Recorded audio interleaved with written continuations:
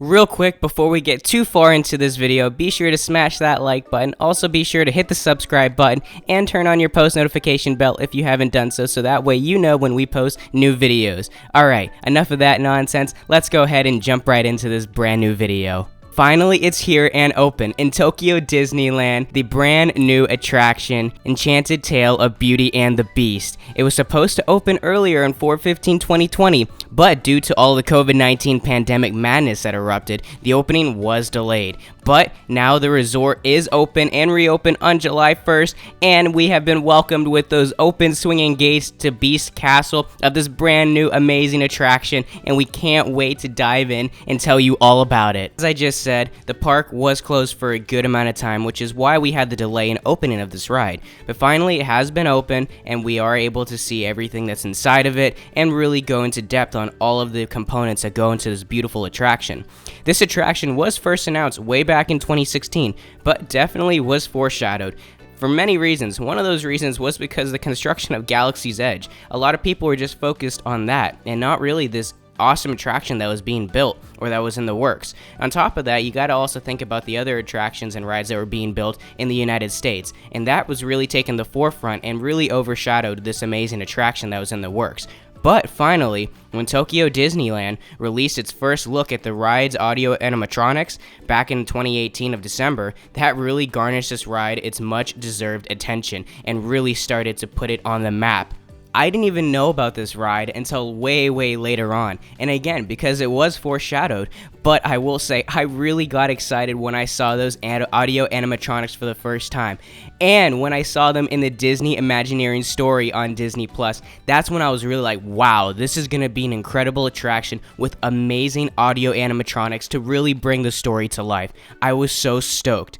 But I will say that we did have a little bit of a teaser of what the actual concept of this ride would be like within America with the Be Our Guest restaurant. With all of the amazing attention to detail and aspects that they put into that restaurant, it really showed what was coming into Tokyo Disneyland within this beautiful attraction. Let's go ahead and dive into Beast Castle, because really that's where this incredible attraction just grips you and wants you to come in and just wants to show you everything of how the Disney Imagineers can just take you into any story and literally drop you in and make you feel like you're a part of it. The Beast Castle in Tokyo Disneyland absolutely kills the one that we have in Walt Disney World, Orlando, Florida in the Magic Kingdom. The forced perspective is nice from certain aspects of the park, but it just doesn't really live up to what we are seeing in all new attraction in Disneyland Tokyo. It is absolutely incredible, immaculate. The attention to detail is like none other. It literally looks like his castle. It feels like you're there. It feels like it's real. It is absolutely amazing, and I cannot stress enough what an amazing job that the Disney Imagineers did with that beautiful castle. And not only did the Disney Imagineers get it right with the castle, but just the entire area as a whole, they did an amazing job to really immerse you. If it's Belle's Town, if it's Gaston's Tavern that's there, if it's even the backdrop that's two-dimensional that's behind Beast Castle, which is actually to hide the show building, but also it just draws you in. It just makes you feel like you're in another world. And that's, of course, what they're supposed to do.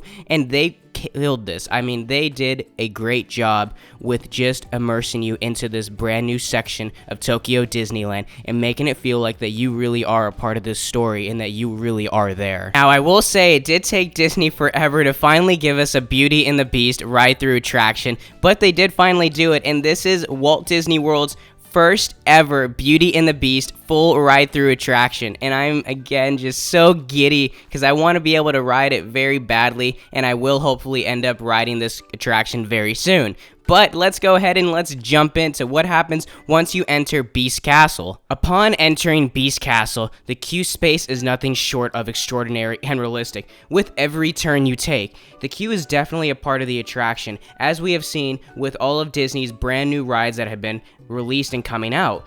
They implement the queue as a part of the ride, and that is again going on here. The queue has become a part of the ride, and also what's great about this is that when you are experiencing large wait times in the queue, at least you have a lot to look at, you have things to interact with, and you're not just sitting there looking at, your phone or twiddling your thumbs, not doing much. So again, this is one of the reasons why Disney is doing this, because it just adds to the attraction even more. But on top of that, everything in the queue space is literally awe-inspiring as you walk into the castle gate. My favorite part of the queue space is the foyer. It is absolutely breathtaking. You have an amazing stained glass pre-show that happens with 2 audio animatronics, and both those audio animatronics are actually from the sneak peek preview that happened on the Disney Plus The Imagineering Story. The 2 animatronics that they showed of Beast and Belle are actually the 2 that show up here on the pre-show stage, which is really cool. And again, going back to these animatronics,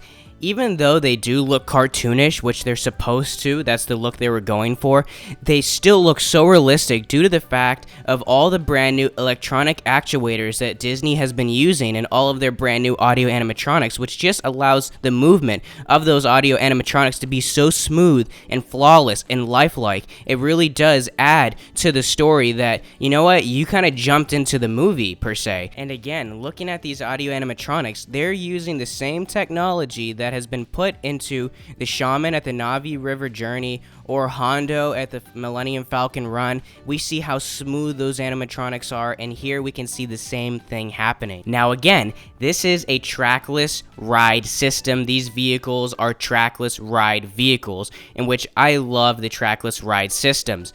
But aside from that, your ride vehicle is an actual teacup, and you board it within the Beast kitchen. When you go to the kitchen, then you're boarded onto the teacups, and then you are sent on your way to explore the magical journey of the enchanted tale of Beauty and the Beast. As we embark on our journey and we're going through each of the show scenes, we notice that there's a common theme here, that we are in the teacups and there's different songs and musicals going on within the ride. Not only are our teacups trackless, which are our ride vehicles, but they also dance to the music, so we are swaying, we're going up and down to every song that is going on within every show scene, which I think is pretty darn cool. Now, we will say that all of these show scenes, you're in there for a little bit of time. It's not just in and out, it's not like a 20-second thing. You're in there for a good amount of time. And what's so cool is that the attention to detail is so amazing, that the figures are so lifelike, that you actually want to be in that room for a long time so you can experience and see every little aspect, every little nook and cranny that the Disney Imagineers put into every scene. Now again, I haven't personally experienced this attraction, but from watching the videos of the point of views that have come out already from this attraction, over and over again, I can surely say without a doubt that my favorite part of this ride is that when Beast turns into the prince. And again, we see this same effect, which is really cool. We see the same effect with Jack Sparrow turning from that skeleton into Jack Sparrow in the Disneyland Shanghai Pirates of the Caribbean ride. That same effect is going on here, and this is the Pepper's Ghost effect. Now, I will say it's so cool. It's just, when you don't think of how the effect is done, you can really actually just sit there and be like, wow, this is really magical, because they did such a great illusion and a job with this particular scene in this ride that it really does take your breath away. And to me, out of all of the scenes in this ride, even though this one is a little bit short, this is my favorite scene out of all of them in this attraction. But as this video comes to a waltzing end, as we see here in this show scene, which is also, I will say, my second favorite scene of the entire attraction. Thank you so much for watching. It means so much to me. All the support you guys give me is so just appreciated. And again, if you like this video, be sure to hit that like button. Be sure to hit the subscribe button. I don't know what I was saying there. Be sure to hit the subscribe button if you haven't already subscribed to the channel. Turn on your post notification bell so that way you know when we post a new video, so you can go ahead and watch it and be immersed into the Disney magic. We're all Disney fans here. We all love Disney, and I will continue to keep producing amazing Disney content with news, rumors, updates, and so forth within all of the Disney parks. I will see you next time. Have a magical day.